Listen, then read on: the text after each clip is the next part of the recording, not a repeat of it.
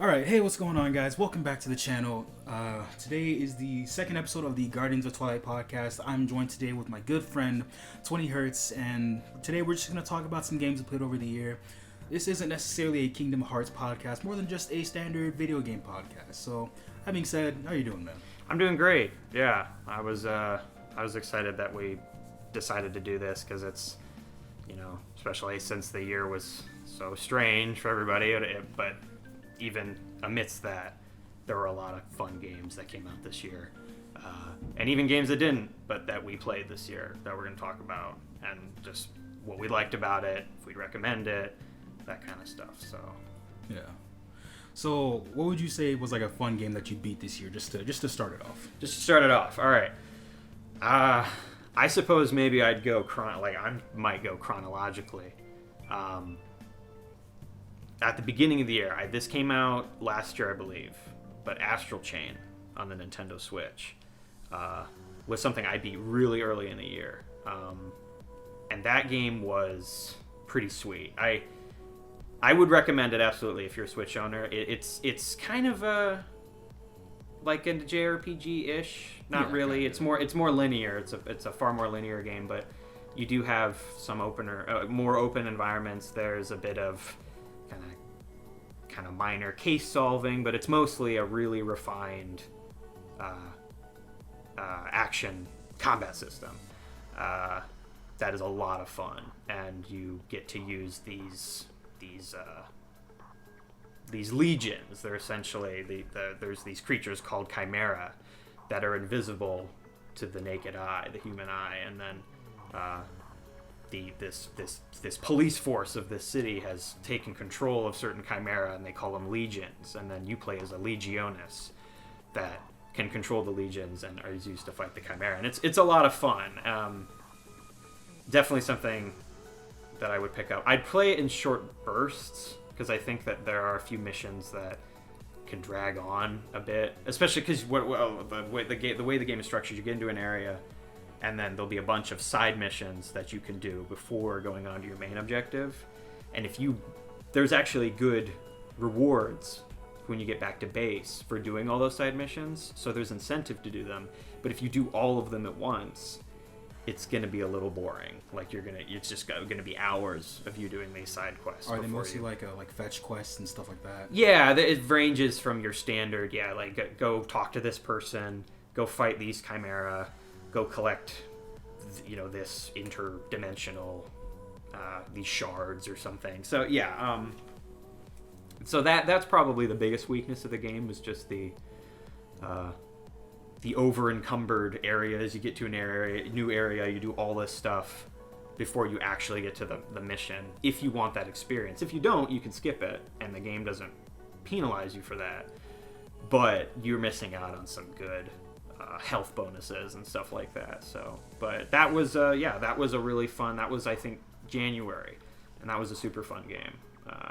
So I would definitely recommend that. I'd say probably a 9 out of 10 for Astral Chain for me. So I think I'd agree with that. I played it for a little bit. I actually have not beaten this game. I did play it for a little bit though, and I completely concur. I think the game was a lot of fun. What I enjoyed a lot from it was actually how the music ended up coming out, because I was listening to it as it was just sort of going through it. I listened to a couple of songs of my own. How I think it was pretty good, frankly. But how would you say the music was as someone who's sort of beaten the game, and how does it really affect the gameplay or enhance it at a certain point? It's fun, I've come to realize something over the last couple of years, that something that the Japanese, I think, have figured out better than the Americans when it comes to boss fights or boss music, is the presence of the organ. And as I'm sure anybody listening knows, Yoko Shimomura for Kingdom Hearts, when she whips out the organ for something like Xemnas, that just takes that music to a whole other level. And it's actually weird because it almost seems like, especially when you think of the kind of the classic Bach fugue, and how that is like almost too scary, like jokingly scary. Yeah. It actually works really well. So some of my favorite music is at the end when you're fighting the final string of bosses, because the composer, whose name I don't know, uses a lot of organ there, which is fun. But I think for me, it's the HQ theme that just kind of sits in the back. It's this kind of techno backbeat behind kind of a woman just singing kind of straight notes, no words in the back. And it's pretty hip. It's a good track in the back. So I think that was one of the first games this year I really I was like, okay, I gotta listen to this OST a little bit. This is I'm kind of kicking it with this. I like it. Yeah. So Astral Chain, I give that one a look. Good music, but yeah, good visuals, good world design. But the combat is really what you're there for, and the story is pretty good as well. But yeah, the combat is superb. So you would like to share with us one of your? Yeah. So around quarantine, around when that whole thing started, that was when I picked up the Nintendo Switch. I had not had one for a while. This is my first experience with it. I think the first game I got for the Switch was actually, I got Breath of the Wild and Pokemon Sword. But the first game I beat was Pokemon Sword because it was definitely the shorter one of the two. So I was like, you know what? I can get this game. Since I've already seen gameplay of it, it had been out for a while at this point. I can get the game, I can go through it, and then I can start Breath of the Wild just because it's a longer game and I want to take my time with it. But the whole controversy with Pokemon Sword is that one, the Pokedex that has been like shortened and, severely shrunk down, I think a lot of people did not like, which was unfortunate.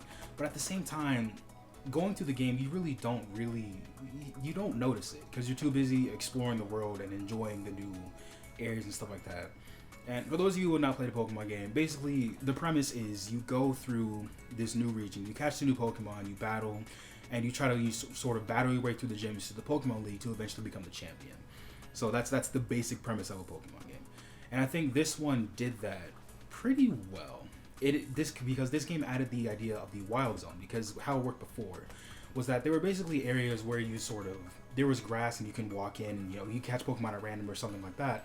But the wild area was something like there are Pokemon just running around, in the overworld, which I thought was a really cool experience because essentially you get put into the world of Pokemon like it would be in the anime. Now, a lot of people will call this game, really, rushed, a sort of cash grab by Game Freak and Nintendo. Personally, I thought it was a pretty solid game. I had a fun time with the characters, and I really liked the rival in this game specifically because his story was actually very similar to a friend of mine's who set out on this journey, thinking he's going to be this one thing, and then at the end of the game, he sort of comes to the realization that, like, yeah, maybe I'm not cut out for this, but I do enjoy this other facet of life, and I'm going to do that as well. And I thought that was a really cool take because the people who are playing this game, who are mostly playing this game, are people who have sort of grown up with Pokemon, maybe people in like their 20, like early to mid 20s, right? And a lot of people are sort of figuring that out at this stage of life. And I think that was a really cool message to put in there. But also, as far as the gameplay goes, just the new Pokemon, getting through the new region, hearing this new music was so much fun. Like, because I think Gen 4, Pokemon Platinum, that is my favorite gen of all time. Like, it has some of my favorite Pokemon, but this one is definitely a close second. But I gotta say, going through this world and just meeting all these new Pokemon and just having these new experiences was just so much fun. I gotta give it maybe an 8 out of 10. Maybe 8 or 8.5 out of 10. Because I will admit, some of the environments did look a bit lackluster. I can't say they didn't put effort into it because making the game is tough, and I'm sure anyone out there who has attempted or made a game knows that. Right. But I will say, like, a lot of the nitpick stuff that people say is wrong with this game, I did not find a problem with it. I really found it very enjoyable, and I thought it was a good time. I'm actually going through it again right now. Or I'm going to go through it again right now once I get through my disgusting backlog. And I'm going to go through and maybe like start making a competitive team. Because this game really just added a lot of features that really help with making a competitive team as well. Like, there are a lot of slice of life changes, or quality of life changes. Sorry, I'm a weeb. But a lot of quality of life changes that were made in this game that I think really are putting the series in a good place. But that's all I gotta say for that. Okay, yeah, that's all I gotta say for that. So, what would you say is another game that you enjoyed this year? Well, unfortunately, I can't really speak to Pokemon. I have actually never ever played a Pokemon game in my entire life, which is I know that's a little weird because the Pokemon's very popular, but like even the phenomenon like is Pokemon Go Yeah. Yeah, like I never got into that because I never played Pokemon, so You didn't really miss anything. Pokemon Go was popular for like a couple of months. Then school started. Right? Yeah. So that's not really something we could talk about. I'm glad that Moose Wayne can make that recommendation. However, something that we can both talk about quite profusely was the next game I beat this year, which was Persona 5 Royal. The best game to come out in 2020. Yes, I was gonna ask this question later, but I think my answer I should just give you now. My game of the year, hands down, was Persona 5 Royal. I completely agree. It was the best game I played this year. No hesitation in saying that. And even in the Game Awards runnings, like I didn't. It's technically a re-release, like a final mix, so there's no. It's fair that it didn't really win anything because that kind of would have been unfair to the games this year. Although it should have beaten Last of Us Part 2. But yeah, so Royal was amazing. I know I've spouted this number to you like 1,000 times. My playthrough was like 162 hours first time. And yes, I'm sure that I kind of dicked around a little bit, and that's why we got up to those numbers. But just a masterclass of a game. Just how to do, I think the thing I always reflect on with this game was so good was the balance of doing the slice of life versus the combat in the palaces, and just how you switch between the two. And I was never bored. And the fact that a game can keep me for 162 hours and not bore me once, that's pretty impressive. I mean, I don't know any other game, and maybe save for like Skyrim, that can do that for me. Save, obviously the great story, the great characters, the phenomenal music. I mean, what do you got to say about Royal?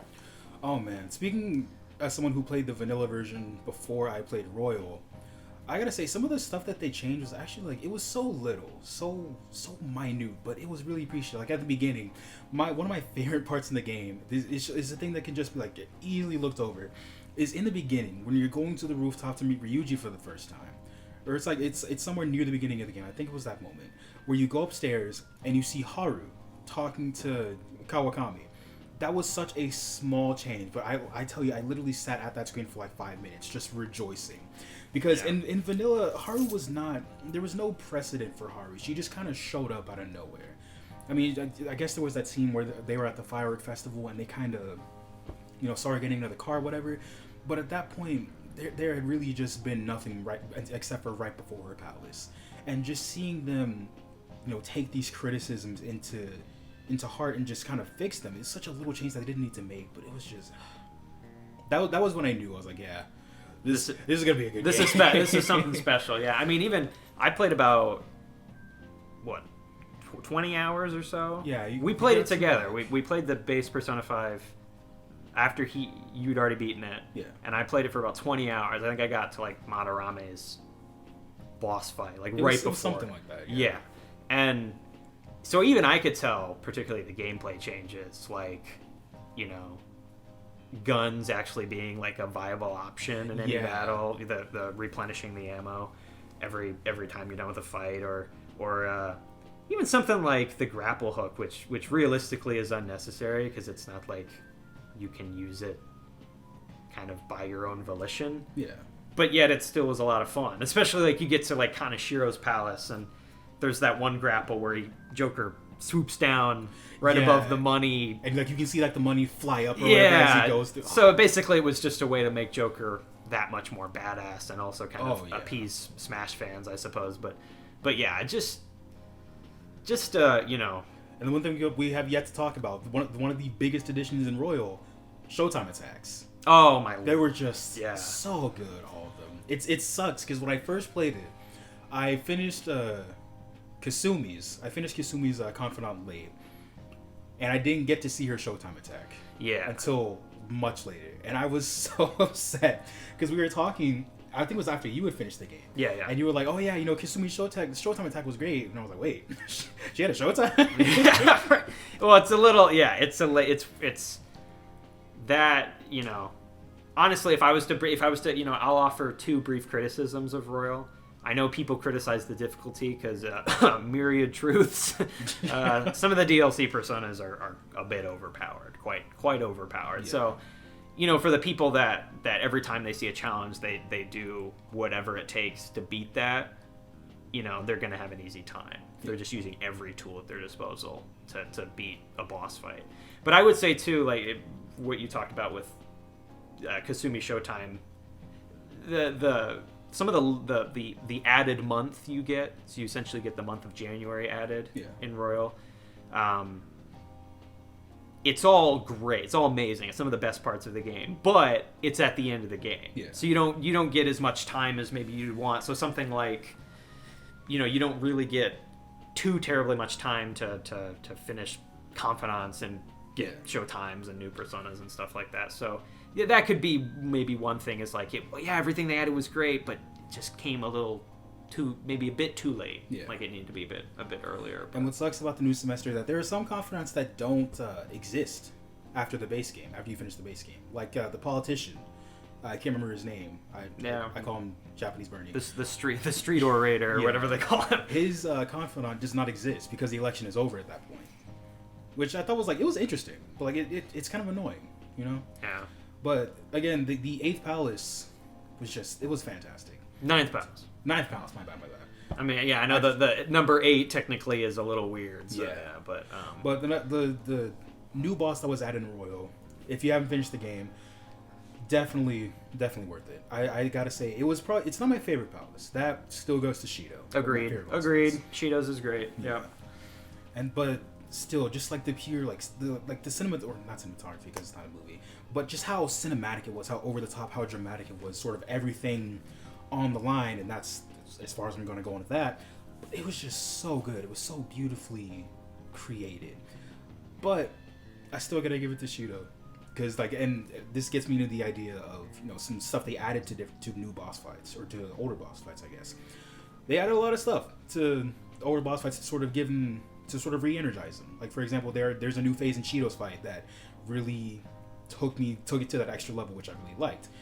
Then the second I gotta give maybe Madarame, because Madarame's palace was interesting to say the least. But the new additions to the boss fight really helped this game go from well, I can't even say that because base game was great. It goes from great to greater. Right. I guess. Yeah, no, that's a good way of saying it. Yeah. I don't know. What would you give Royal as a rating? I'm an easy 10 out of 10.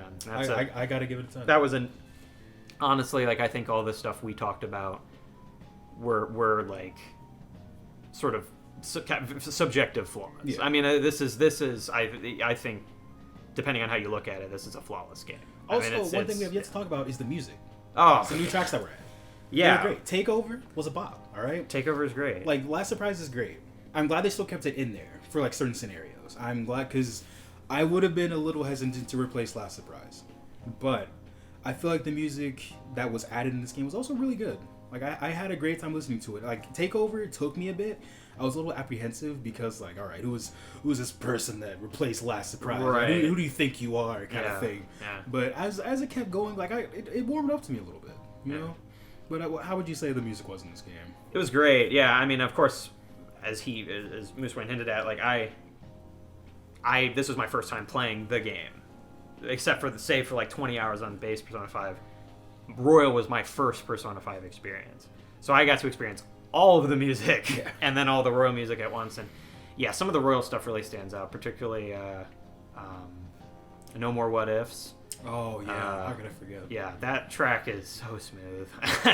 I mean,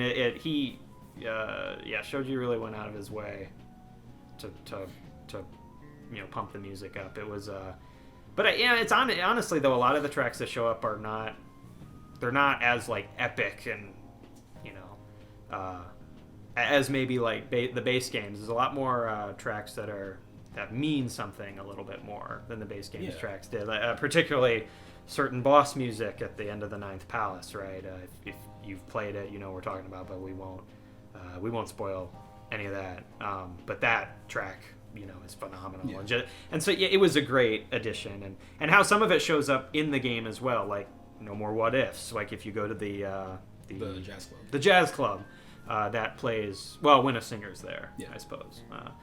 And yeah, so just great additions all around. I even though I do think it would have been a bit unfair for it to win against other stuff at the Game Awards, I think it had enough new stuff, and I think it revamped it enough where it was certainly a contender. And especially since it lost out in 2017. Yeah, the thing is, it lost to Breath of the Wild though. Right, that's a tough thing to make. Right, and so, but I, especially since, I think if it had come out this year, it would have cleaned house. I mean, if it had come out this year, Royal would have been Game of the Year easily, because the other nominees were a bit heated and contended. Yeah. But I think Royal would have swept out. But yeah, Royal, whole load of fun. So, yeah, for sure. Epic experience. You got another game? Oh, yeah. One game that I finished this year was Final Fantasy VII Remake. Right. Which was interesting because I'm going to say this right now. I have not played I haven't finished the original Final Fantasy VII. But I know sort of what happens. I know what happens up until where Final Fantasy VII Remake leaves off, I guess. Yeah. So, some of the changes they made, if you haven't finished it, you should. I'm just going to preface this right now. We are going to go into spoilers for this, so if you don't want to hear what happens near the end of Final Fantasy VII Remake, I'll leave a timestamp for you to go to the next section of the video. But what happened at the end of Final Fantasy VII Remake? Alternate universes are now confirmed. Right. I kind of like that, I'm going to be honest. Because what's happening with the remake is that I enjoy remakes of games. I enjoy seeing these essentially older franchises brought back to life. That's why I enjoyed Pokemon like Omega Ruby, and Alpha Sapphire, which are remakes of older Pokemon games. Mm-hmm. But I like that they're sort of taking it somewhere different because, one, it gives you reason to go back and play the original game instead of just having this be, this is the definitive version, 7 original doesn't matter anymore. Like, it kind of does, because now you get to see what exactly is being changed. Because for someone who Final Fantasy VII Remake is their first Final Fantasy VII experience, they're thinking this is definitive. If they don't have anyone telling them, like, no, this is what happens, they think this is the definitive edition when it's not. And I think if you haven't played the original, and I'm talking about myself here too, because again, I'm a hypocrite. But if you haven't played the original, I think you're not getting the full experience of what could come, I guess, in the future. But as for Final Fantasy VII Remake, I gotta say, it was an experience. It was a great experience. Yeah, agreed. Hearing all these like remastered tracks just come in, like, newly orchestrated, newly arranged, was so good. Yeah. I think because I heard the original Final Fantasy VII, I can't remember the name of it. It's just the menu music, I guess. Hearing it in Final Fantasy VII Remake, I had to stop and listen for a second. You mean like the prelude is what you're talking about? Yeah. I had to stop and listen for a second. And I don't think I've done that. I don't think I've done that for a game since Kingdom Hearts 3, when that first released. And just listening to it throughout the music, just hearing like these just badass final like track music, hearing these badass like battle themes just blasting as you're going through trying to, and that's also what I liked about it. I like how they revamped the gameplay, because the music I think really fits with an action RPG instead of a turn-based RPG. Right. Because it really ramps up the intensity of both your teammates are dead and you're like dodge rolling for your life or whatever, trying to wait for your ATB to like load up or something like that. Right. But man, I gotta say, there are so many thoughts running in my head right now. I'm trying to pick one out of midair or something like that. Yeah, no, the remake was great. I think it's an example of when a game fires on all cylinders. Similar to Royal, although I will say something. Obviously, the remake has certainly over Royal is I mean, it's beautiful, graphically. Oh, for sure. The remake was just gorgeous, and it's such a stark contrast to the original 7, which had those very blocky character models. You mean they weren't all wearing shoulder pads getting ready for football? No, they weren't. That was not. It wasn't like a Madden rendition. The story that's unfortunate. Yeah. But yeah, no, and it was great. It was great, and even for the people that sort of that missed the turn-based the ATB, I've seen clips of people, you start off, and if you've got each of your characters has near full ATB or full ATB, they can take out entire bosses and in just no time Oh. if they know how to properly utilize their ATB gauge, which is sort of your kind of turn-based Yeah. elements that carry over. So it's certainly a game that was made to appease a lot of people, but it was done in a very high quality, with a very high quality, I should say, and it was fantastic. And some of I know we've talked about this a little bit, but some of the character work here, it's obviously incomplete. This is a part 1. Oh, yeah. But yeah, I found myself really connecting with these characters, even though we don't know too much about any of them yet. They're written so well, and they're voice acted so well. I remember this scene. Yeah. With Barrett and Cloud. They were like outside Eric's house, just standing in the field. I can't remember if this was like before or after the Blade had fallen. But Barrett is just talking about, his friends back in Sector 7. I think they were getting ready for a mission, and just the voice acting there. I'll probably like leave like a clip to it just so you know like sort of what I'm talking about. But just hearing the voice acting, hearing the music, hearing like the breaks in Barrett's voice as he's like, trying not to cry.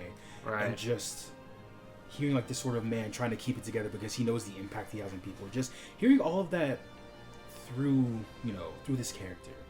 That was the moment I knew I was playing something like really special. Even, more special than I dare say more special than the original Final Fantasy VII. Again, I don't know if that's something that is voiced in the original Final Fantasy VII, but I just remember like sitting here, like just in my room. I had to pause the game for a second because that affected me a little bit. That made me feel some type of way. I'm gonna be entirely honest with you. Yeah. But So I would say, if we were to briefly talk about faults, yeah, what I'll say, my biggest fault of this game was that most of the missions were great. Some of the missions were a drag. Particularly if you've played the game. This isn't really a spoiler because I'm not going to spoil anything. But the scientist. You remember the scientist's name? I'm sorry if I'm making anybody mad that can answer this in half a second. But you're in the laboratory of the scientist character. Is it Hojo? Yeah, it is. Yeah, so Hojo's laboratory, and that mission is so freaking long.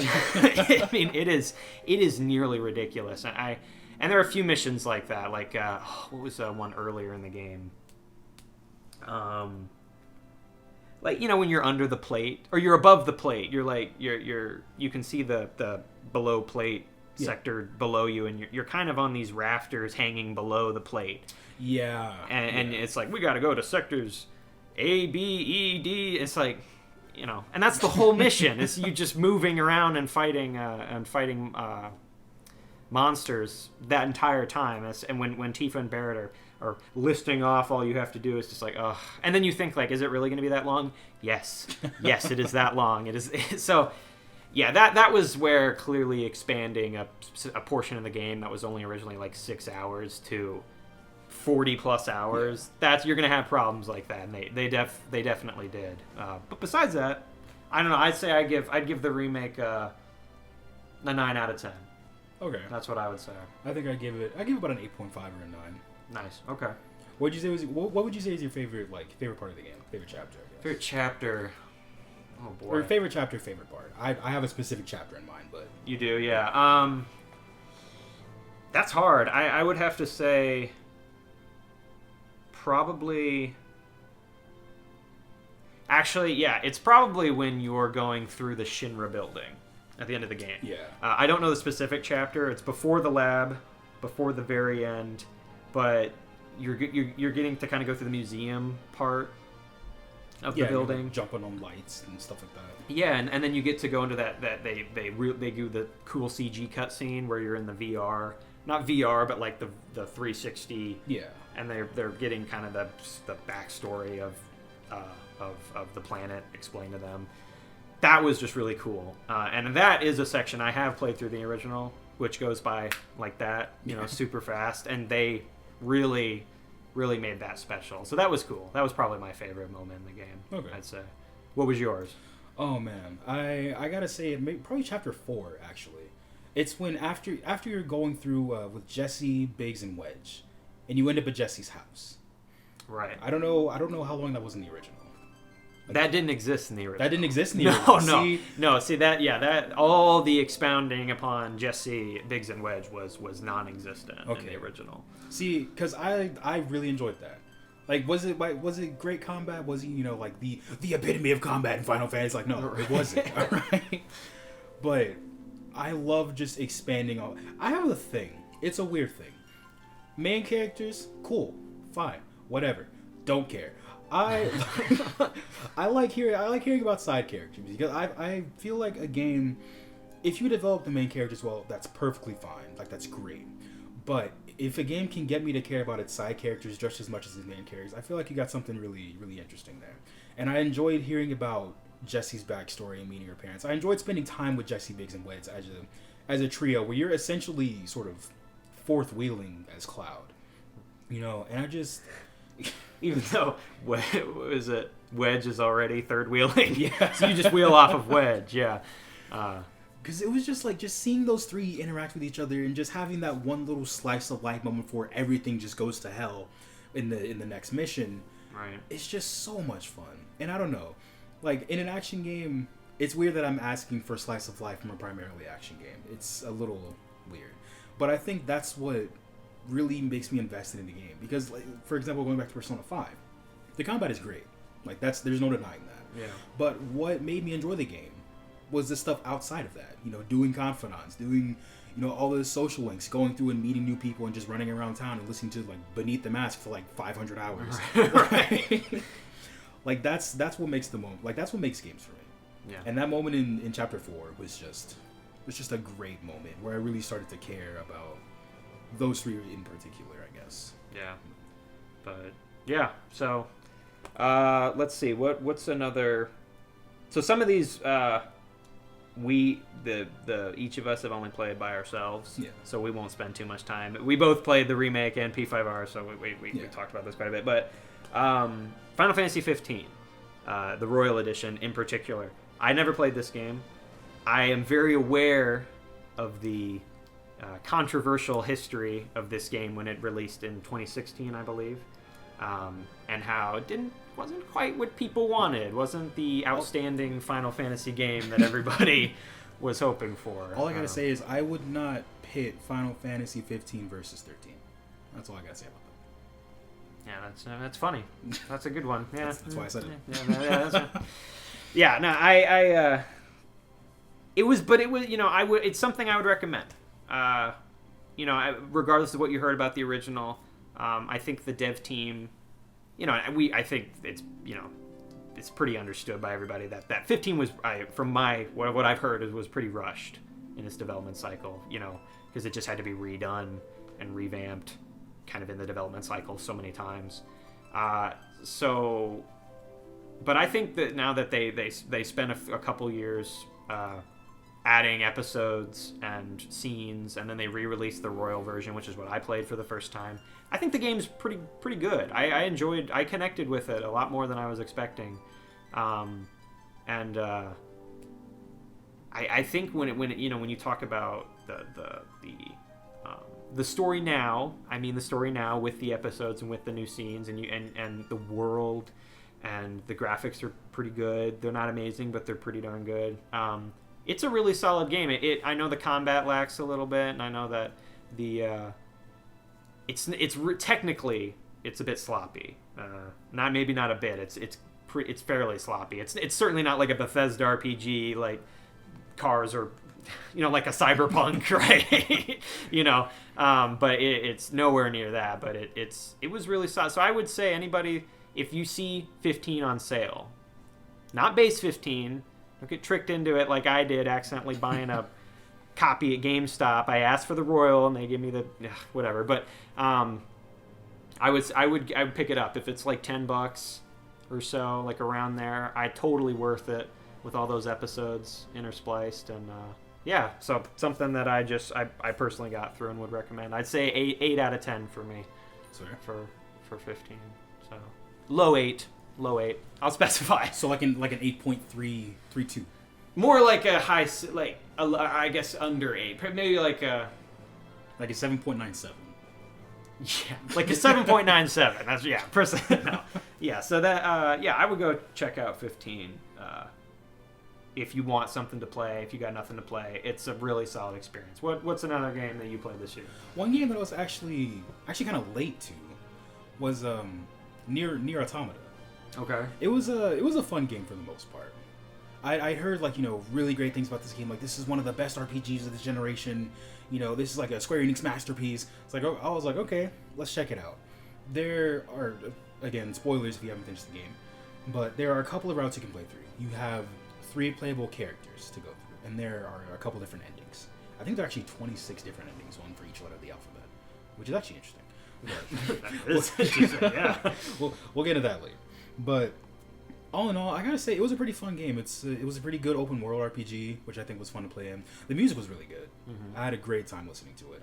It's some of the music I actually made it onto a place I just listen to regularly, which I'm not gonna say it doesn't frequently happen, but like, that's like your legendary. Yes. Like they need special status to get into that playlist. Like you had to have made me feel something. Right. To get onto that list. Yeah, so like, what, 70, 80% Kingdom Hearts? Maybe. But, all in all, the gameplay was, I could say the gameplay was good. There were some points where it got a little repetitive, because it's a hack and slash. It's not like, it's basically just kind of the same thing over and over again, which got really repetitive. But there are some ways you can spice it up, which I found really interesting. Like, I enjoy pulling out like a big hammer at the end of my combos and just like, just fighting enemies and stuff like that. Right. But there was one part. I think it wasn't 2B's. It was 9S's story when you had this little hacking mini game. It was like an arcade shooter essentially, which kind of got frustrating over an extended period of time, just having to go through and. Especially in boss fights where you have to hack people multiple times, it just got really frustrating. But one thing I gotta say about Nier, the story, fantastic. Like, if it was a movie, it would be amazing. It'd be perfect. But this is one of the instances where I feel like a great story I was kind of taken out of it by its gameplay. But, oh no, I think I would give Nier maybe a 8.7. 8.7. 8.7. Not quite a 9, but not quite an 8.5.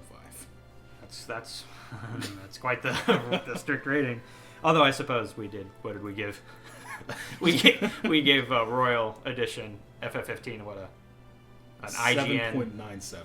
797 out of 1,000, as IGN would say. Yeah. Yeah, cool. But other than that, what other games have you finished this year? Yeah, so this is an interesting one. I think this came out last year, like some of the other ones we talked about. Another Atlas game that it had a Nintendo Switch release this year, and I was like, oh, this looks kind of cool. And I just come off of Royal P5R. What, Persona 5 got a Switch release this year?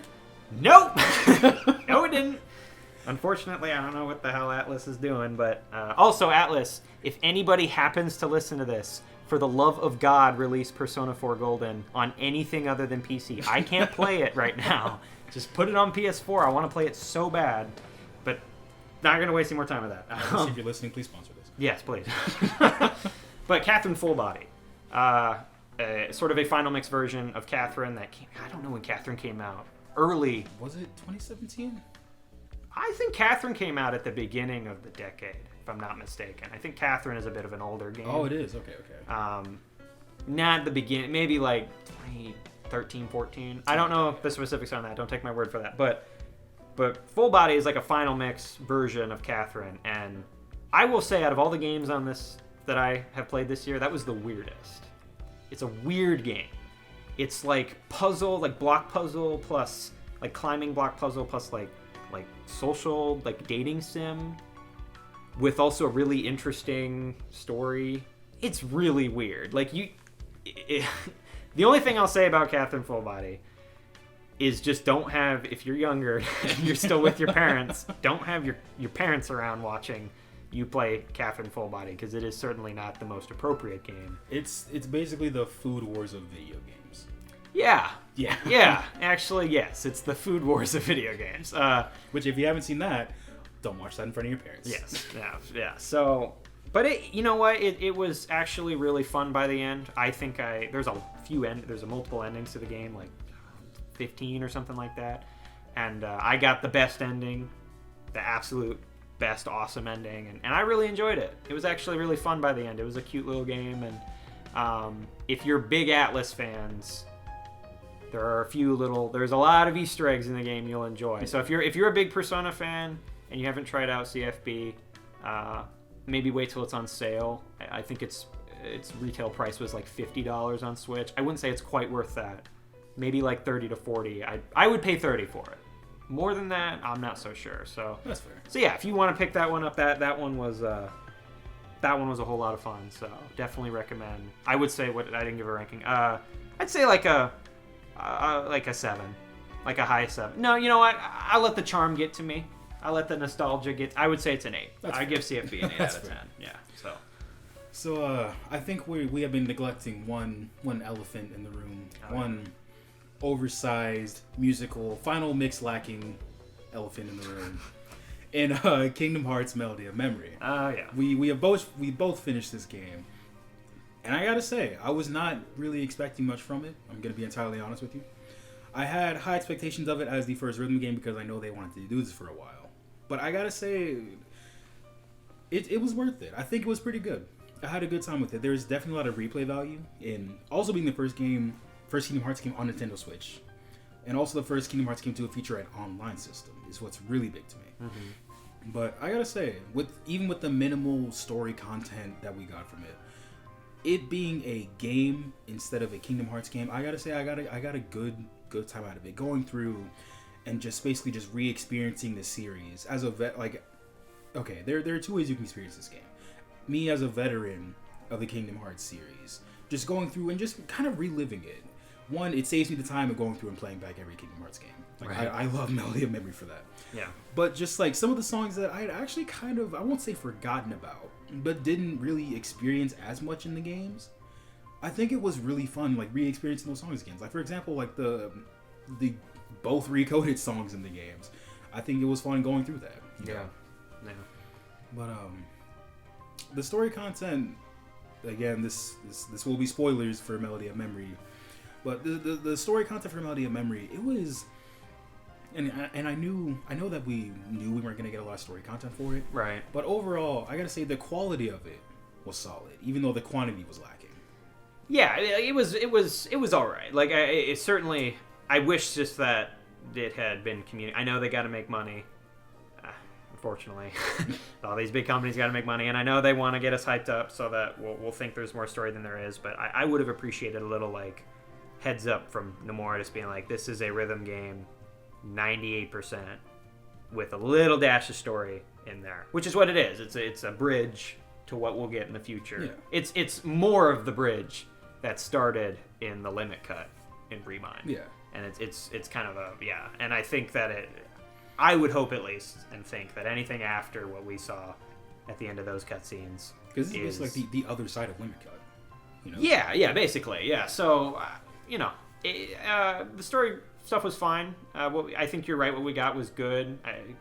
David Gallagher, for example, doesn't seem to be phoning it in as much as he was, and you all, I'm sure, have watched a lot of people criticize the Sora, or what is it? Roxas and the Sea Salt Gang, or and he's just so bland when he's explaining everything to Leon and Yuffie and Aerith and everyone, and he does a lot better in these scenes. So that gives me hope for. Yeah. I think somebody at Square must have been like, dude, you got to get your shit together here. So, I think, but if you're gonna get it, you're there for the rhythm game, and it's barring a little lacking in the Kingdom Hearts 3 music area, which, come on, that's Square, a little unfortunate. We need to get that together, like that, stuff like, especially since the soundtrack came out. Let's get Forza Finale. Let's get, it'd be awesome is if in the World Tour they added like a big circular area of tracks and it was all the Data Fight music from Remind. Could you imagine how cool that would be? Great.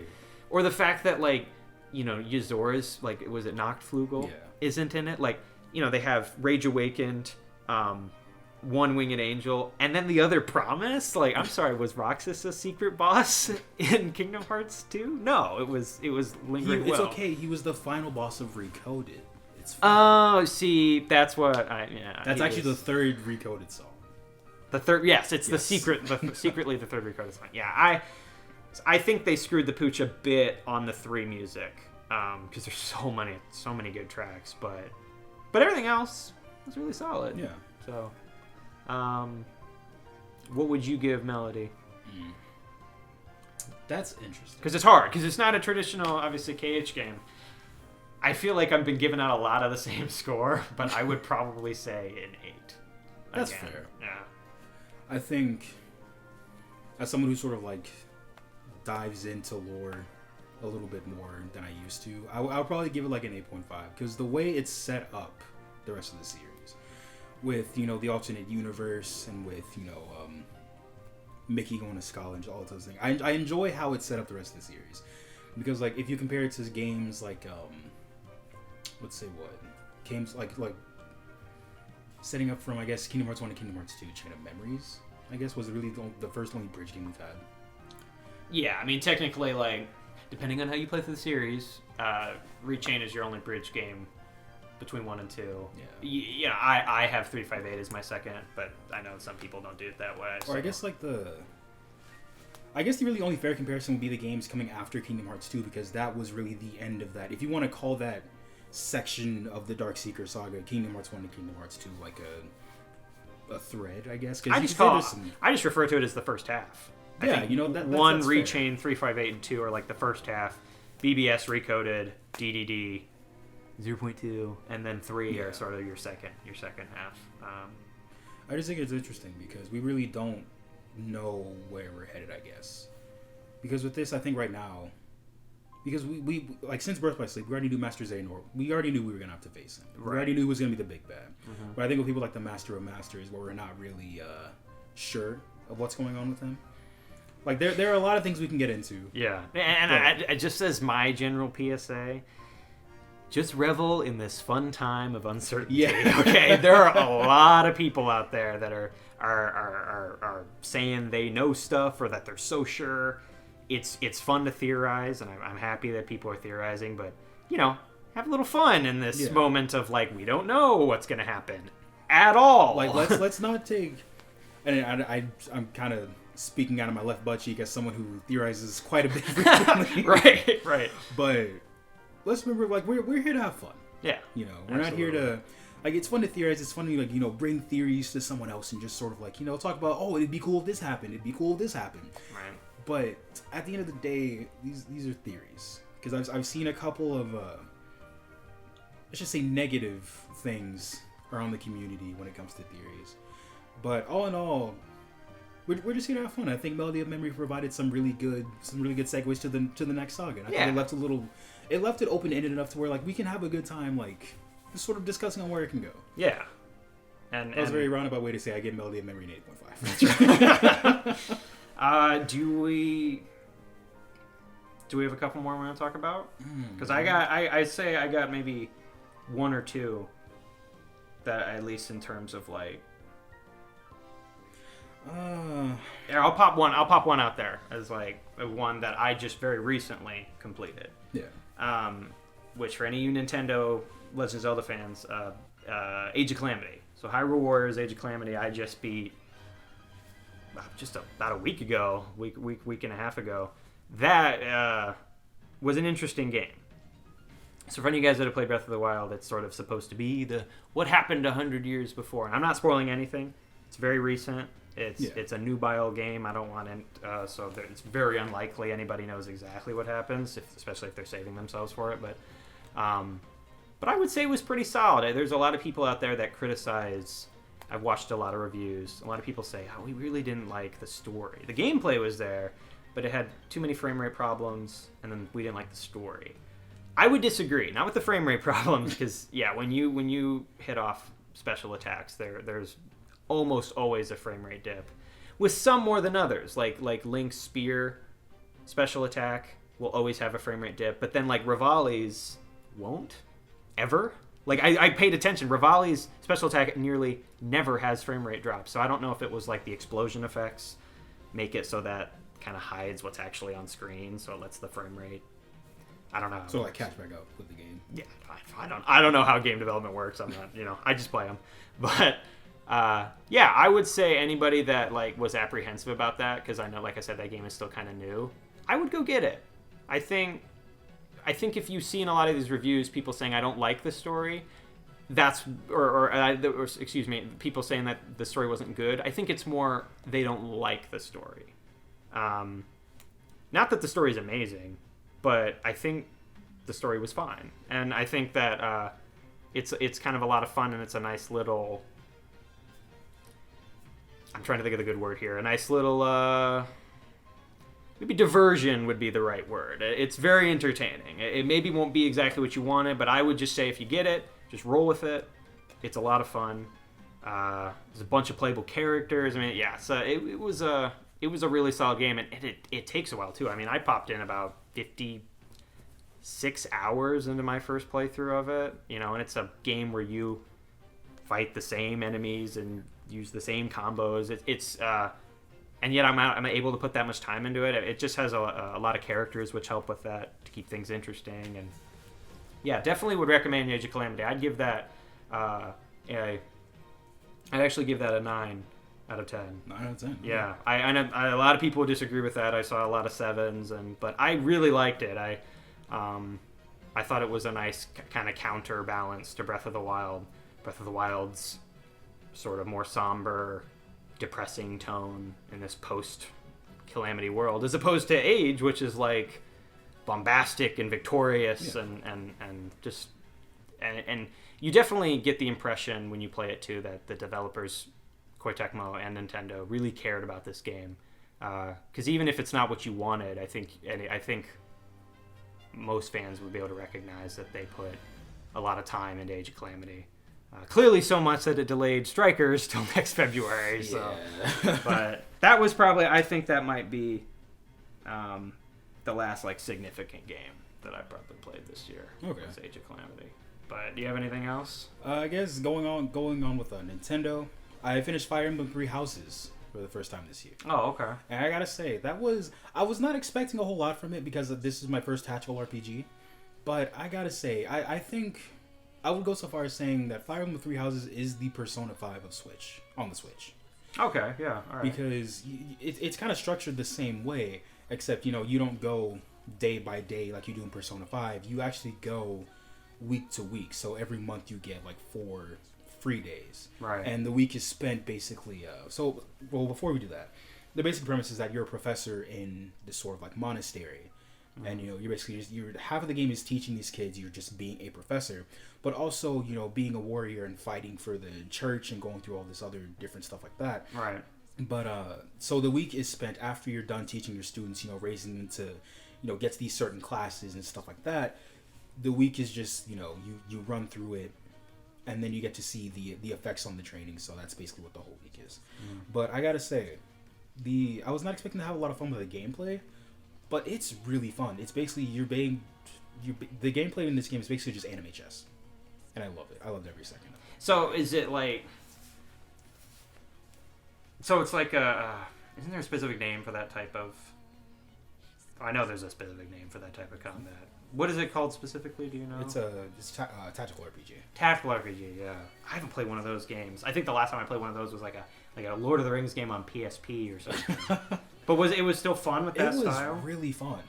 Because the thing is, this is my first Fire Emblem experience, And I gotta say, just like, going through and just meeting all the characters, just sort of diving into the world.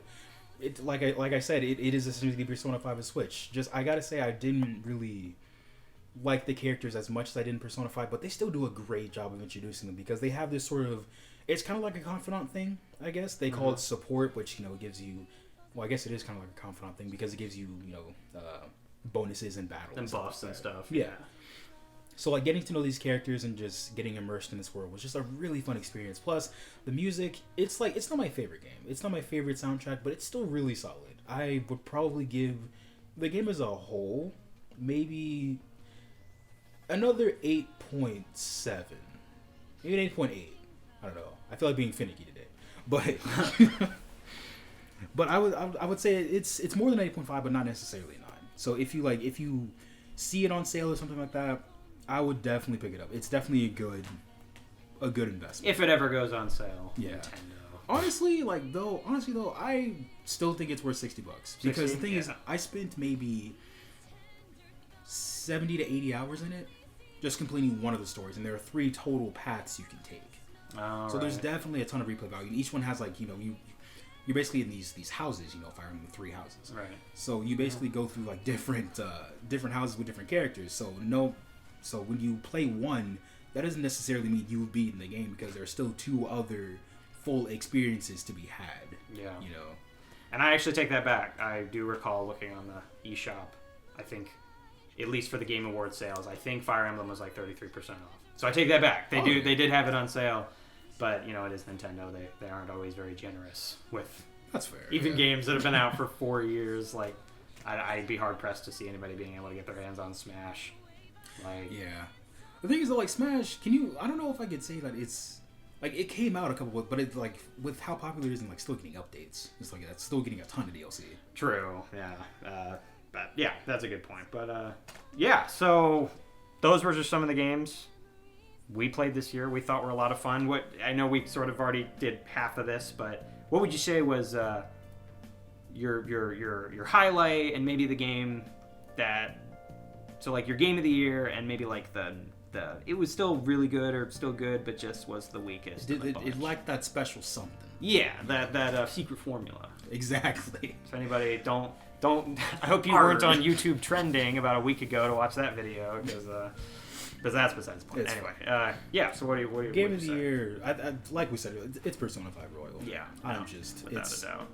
It's a weeb's paradise. That's right. That's right. Yeah. But game of the year or game that was like it was good, but it was like a little disappointing. It was probably between Pokemon Sword and Nier. Okay. I know a lot of you are gonna hate me for saying Nier, but like it's just the gameplay, like I said earlier, it was just a little repetitive. It really just kind of came down, hit, dodge, block, and it wasn't for me. I understand why people like it. It was not my cup of tea. So, but what would you say was like your high and low of the year, I guess? Yeah, same thing. This is now the 4th confession. Persona 5 Royal. Again, I cannot stress it enough.